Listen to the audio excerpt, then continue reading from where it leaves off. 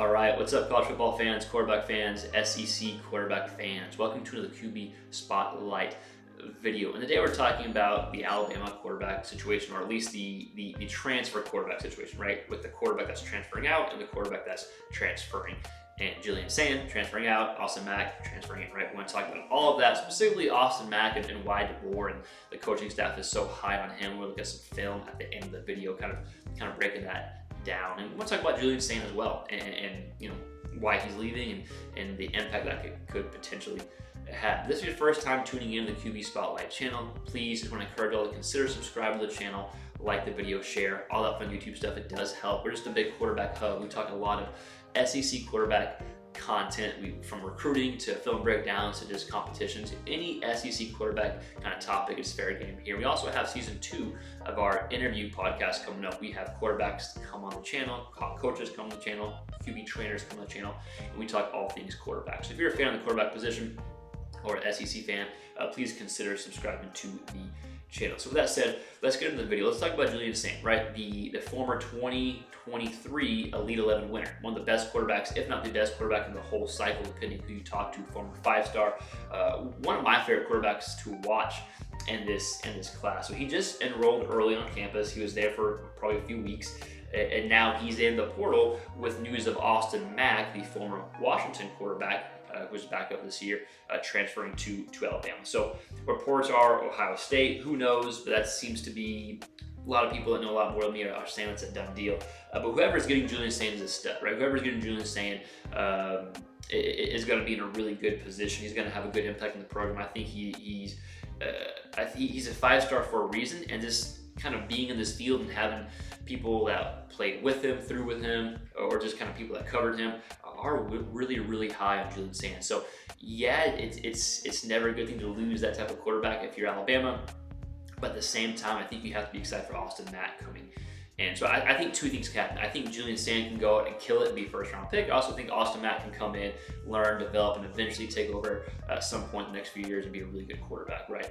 So with that said, let's talk Austin Mack. Let's talk why DeBoer and the coaching staff is so high on him.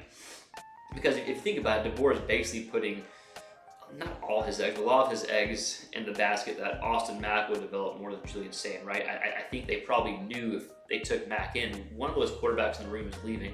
Not sure if they had conversations with Sayin before or not, but he's obviously in the portal, and so they are putting their eggs on, in the basket of Austin Mack per se.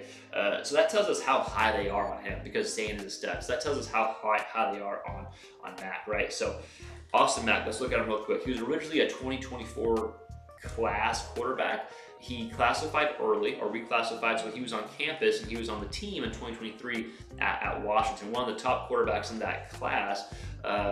Big guy who only started 1 year of high school. So he started his junior year of high school and then reclassified, so essentially skipped his senior year of high school. And in that junior year, I think he threw for over 3,000 yards, 40 touchdowns, 5 picks, a few touchdowns on the ground.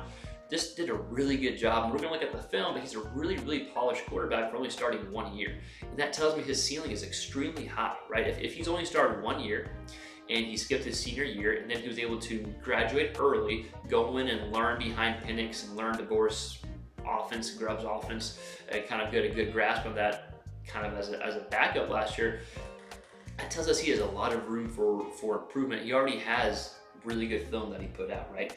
6'6", 240 pounds, real big guy, super strong arm, which we're going to see in the video. And if you're an Alabama fan and you're worried about Julian Sayin leaving, I think that's fair. I really do. But guys who are smarter than me are really high in Austin Mack too. Brock Howard, former Washington quarterback. Now there's a lot of stuff on Fox, I believe.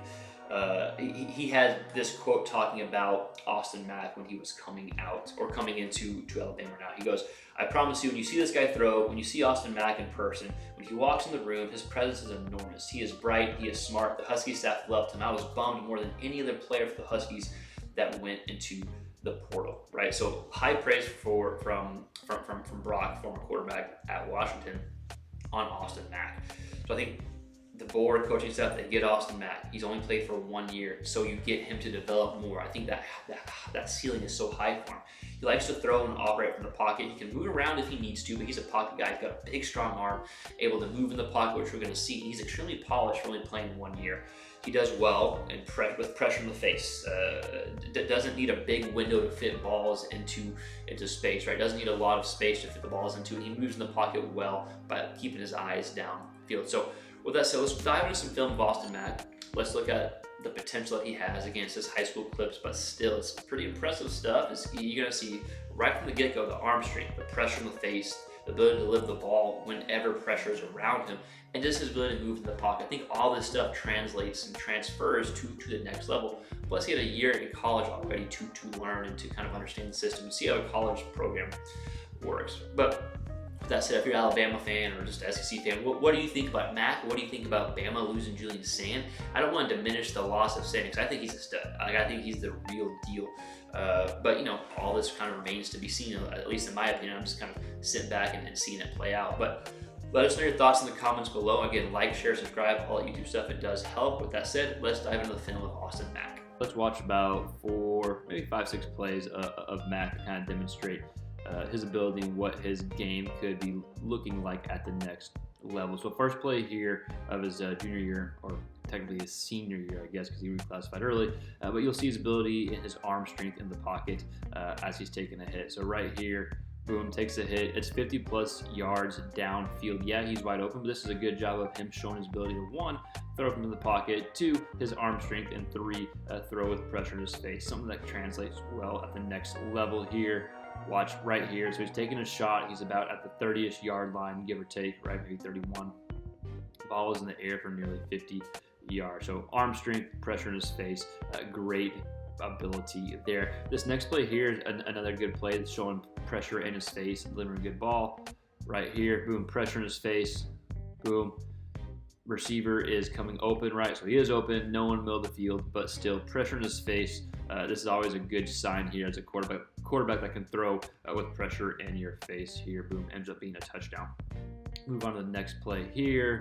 This is a good example of fitting the ball to a tight space. You'll see he fits the ball in this window. Here's a DB here, ends up being a touchdown. Good arm strength there, yeah, but watch his ability to move in the pocket with his eyes downfield. Watch, steps up. Good job blocking the offensive line, but he moves in the pocket, his eyes stay downfield, and he's throwing the ball right now before he's even open, right? So it's a good anticipation throw as well.